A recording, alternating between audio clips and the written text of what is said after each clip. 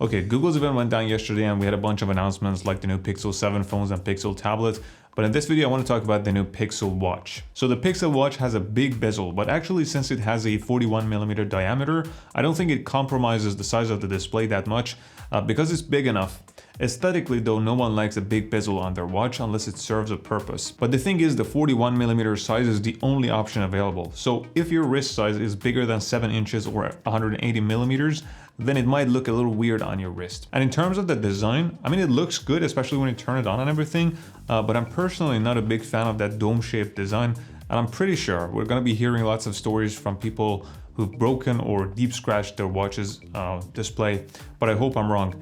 But the display has a custom 3D Corning Gorilla Glass 5, although I wish they used Gorilla Glass Victus, which is the toughest one, especially because of that dome-shaped design. But it's still quite a good-looking AMOLED display with up to 1000 nits peak brightness, so looking at the watch outdoors should be alright.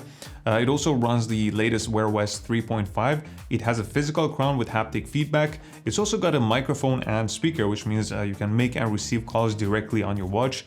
But of course, you're gonna have to have your phone near you unless you go with the LTE version. It also has Google Assistant, obviously, turn-by-turn navigation using Google Maps, emergency SOS, YouTube Music plus 3 months of free YouTube Music Premium, and an upcoming fall detection.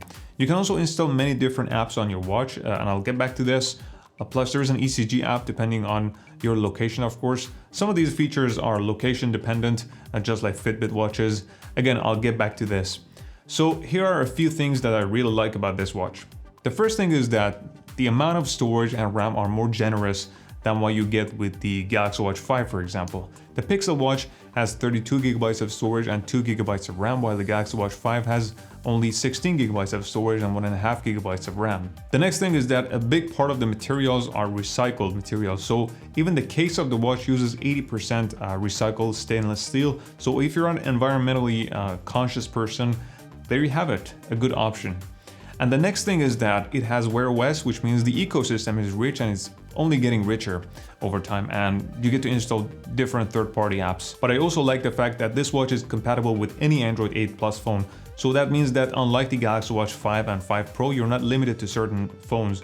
For example, with the Galaxy Watch 5, if you want to use the ECG or blood pressure monitoring app, you need to install the Samsung Health app, which is only available on a Galaxy phone. But here's where things get ugly. So this watch uses a 3-year-old processor. And to be perfectly clear, this doesn't automatically make it a bad watch, but it does make you ask why. The other thing is that the battery life is terrible. I mean, they say it lasts up to 24 hours, but let's be honest here. The actual battery life would be way less than that figure. And if I could just make a calculated guess, I'd say you'd be lucky if you could get up to 18 hours of battery life, and this is just with normal usage. And if you're wondering, the actual size of the battery is 294 mAh. So to compare, the Galaxy Watch 5 large size has 410 mAh and the small size has 284 mAh. And if I were you and I wanted to track my sleep, I wouldn't buy this watch, because it's just going to be a hassle, and I can guarantee you that a lot of people will end up not using the sleep tracking feature. And especially if you want a smartwatch to wear for a few years, this is probably the wrong choice, because the battery is gonna degrade after a year much faster than other watches with better batteries, because of a simple fact. The more you have to charge your watch, which in this case you do, the faster the battery degrades. Whereas my watch, for example, I typically charge it 4 to 6 times a month. Now let's talk about Fitbit. And this is an awkward one. So if you don't get this part of the conversation, it's totally fine, and that could be because you're not familiar with the Fitbit brand and what's been going on. And so I'm gonna give you a little backstory here. So Fitbit was and still is a smartwatch brand that makes, well, smartwatches and fitness trackers. They have simple activity trackers and more advanced smartwatches that can be used with both iPhones and Android devices. So in 2021, Google acquired Fitbit. And even for a long time before that, a lot of people were speculating that Google has been working on a Pixel Watch. But that never happened until now. And when they bought Fitbit, we kind of knew that a Pixel Watch is definitely going to be happening sooner than later. But the thing is, the Fitbit brand is not dead, at least on the surface. And they are still making new watches. In fact, they had just released their new top-of-the-line Fitbit Sense 2 and Versa 4. But here's what happened. They released these watches just before the release of the Pixel Watch, and as if they wanted to deliberately kill the Fitbit brand, in many ways they downgraded the watch compared to their predecessors Fitbit Sense and Versa 3. So now you can't install any third-party apps, there is no Wi-Fi connection and no phone calls, while these are available on the older models. And I reviewed the new Fitbit Sense 2, and I think every single one of viewers who commented on the video said they returned their watch. And if you look at Amazon, you can see that the Fitbit Sense 2 has only 2 stars. That's terrible. So people are very angry about this, and I invited people to vote in the Fitbit community to bring back the third-party app support. And since then, the number of voters has increased so much, but we still can't be sure they'll ever bring the third-party app support back because of a simple fact. Google wants to sell their first ever Pixel Watch. At the moment, the Fitbit Sense 2 is in some ways still superior to the Pixel Watch, for example, multi-day battery life, continuous stress management, and so on.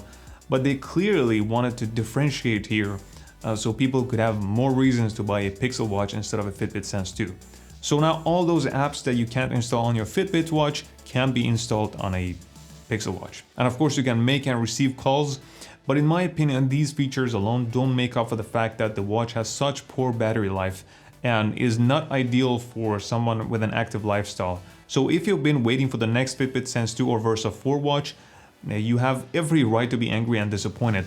But buying a Pixel Watch instead of a Fitbit Sense 2 may not be the right choice here. And if you do buy the Pixel Watch, in order to take advantage of all the features, you still need to pay for the Fitbit premium monthly fee. So it's not like you're getting away with that. But if this is gonna be your first ever smartwatch, there are still gonna be a lot of features that the Pixel Watch has, which I mentioned before.